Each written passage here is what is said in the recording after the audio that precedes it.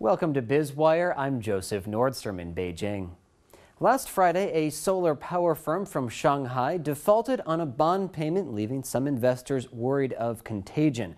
The $15 million bond default is insignificant financially, but represents a major shift in that Beijing has grown confident enough to tolerate risk in the financial system by allowing uncompetitive firms to fail. The default is symbolic of economic reforms already underway and those that will be put into law this week as China's annual parliamentary meetings come to a close. China's Premier Li Keqiang told the 3,000 members of the National People's Congress that financial reforms will be painful in the short term but are necessary for the future health of the world's second largest economy.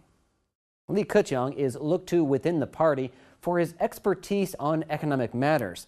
The premier is second in power behind President Xi Jinping and reiterated that Beijing will continue to push forward with liberalizing interest rates and set up a long-awaited insurance system on bank deposits.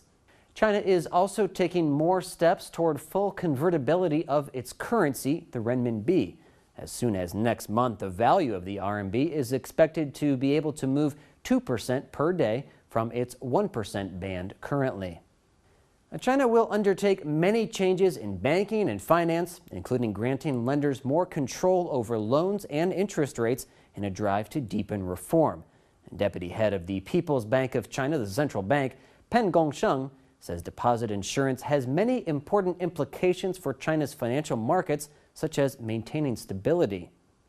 Pan said the central bank is pursuing interest rate liberalization as planned, and the next target is to free up deposit rates. Analysts say that a deposit insurance system is a necessary first step in freeing up deposit rates, the last and most important phase of interest rate liberalization. The timing of these moves, though, is uncertain, and even Pan has doubts that deposit rates would be freed this year. Currently, savers receive interest at or below the rate of inflation. Banks are then able to issue low-cost loans to businesses, usually state-owned.